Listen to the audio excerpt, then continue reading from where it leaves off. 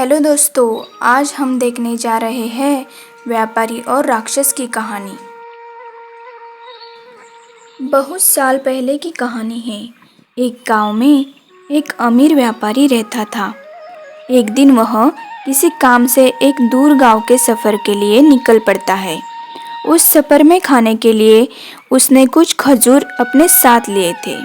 अपना काम खत्म करके वह रेगिस्तान से वापस चलने लगा। वापसी के सफ़र में नकलिस्तान में वो पहुंच जाता है। वहां पहुंचने के बाद वह व्यापारी थोड़ी देर के लिए आराम करने की सोचता है।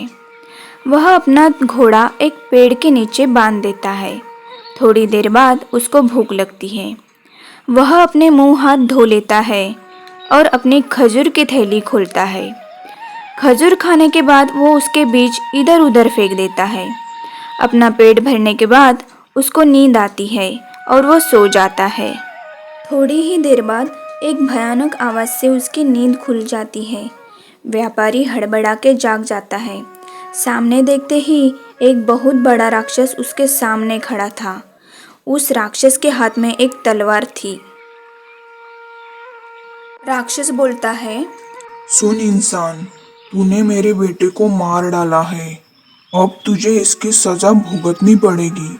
अब मैं तुझे मार डालूंगा। राक्षस गुस्से से अपनी लाल आंखें इधर उधर घुमा के बोलता है।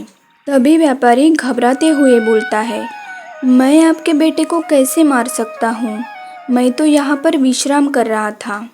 राक्षस बोलता है, तुमने जो खजूर खाके उसके बीज इधर उधर फेंके थे, उसमें से एक बीज मेरे बेटे के आंख में धंस गई और उसकी वजह से उसकी मौत हो गई।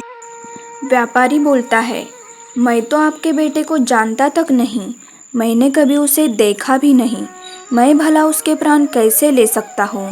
कृपया मुझे जीवदान दीजिए। व्यापारी ने उस राक्षस की बहुत विनती की, परंतु वह सब व्यर्थ जाता है। राक्षस को अपने बेटे के मौत का बदला लेना ही था। आखिर व्यापारी बोलता है, कृपा करके मुझे मेरे घर जाने दो। मैं अपनी पत्नी और बच्चों को मिलना चाहता हूँ। उनके नाम पे मेरी सारी जायदाद करता हूँ और फिर उनको अलविदा कहता हूँ। बराबर 1 साल के बाद मैं तुम्हें मिलने आऊँगा। तब तुम मुझे जो चाहे वो सजा दे दो।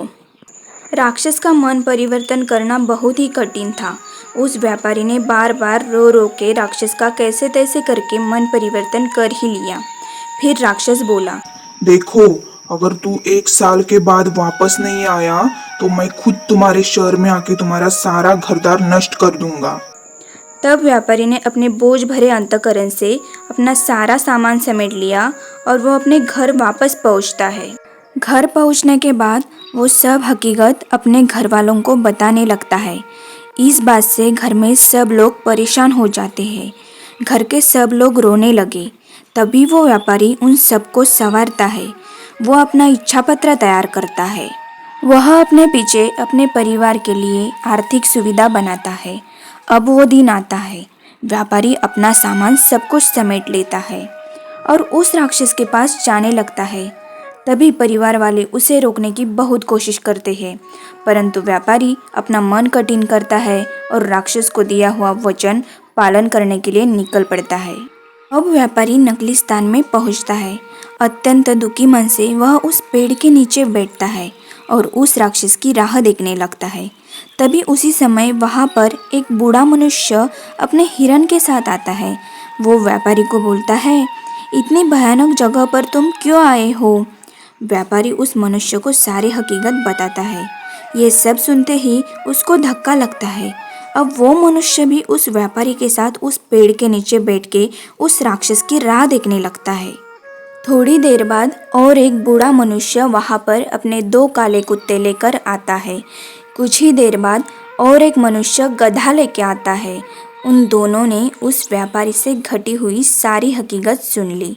अब वो तीनों मनुष्य भी उस व्यापारी के साथ उस भयानक राक्षस की राह देखने लगते हैं।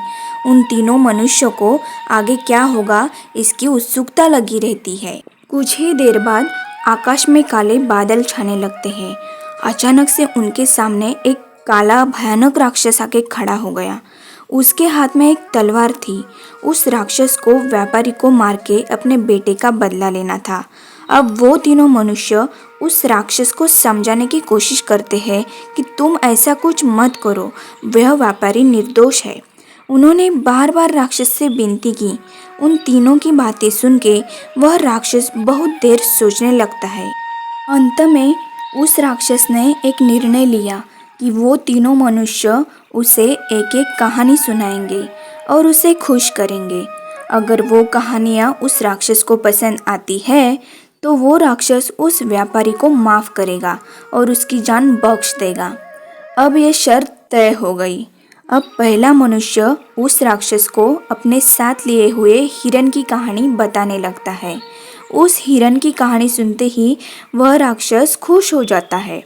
अब दूसरा मनुष्य अपने साथ लिए 2 काले कुत्ते की कहानी सुनाता है। उसके बाद तीसरा मनुष्य भी अपने साथ लिए हुए गधे की कहानी सुनाता है। ये सब कहानी उस राक्षस को बहुत ही रोचक लगती हैं। अब राक्षस बहुत खुश होके उस व्यापारी को माफ़ कर देता है और व्यापारी को अपने घर जाने की इजाज़त देता है। उस व्यापारी को अपने नसीब पर विश्वास ही नहीं हो रहा था। अब मैं उस राक्षस के चंगुल से बच गया, इस बात का उसे विलक्षण आनंद होता है। व्यापारी ने उस राक्षस और तीनों मनुष्यों का खास धन्यवाद किया और अपने घर वापस लौट गया।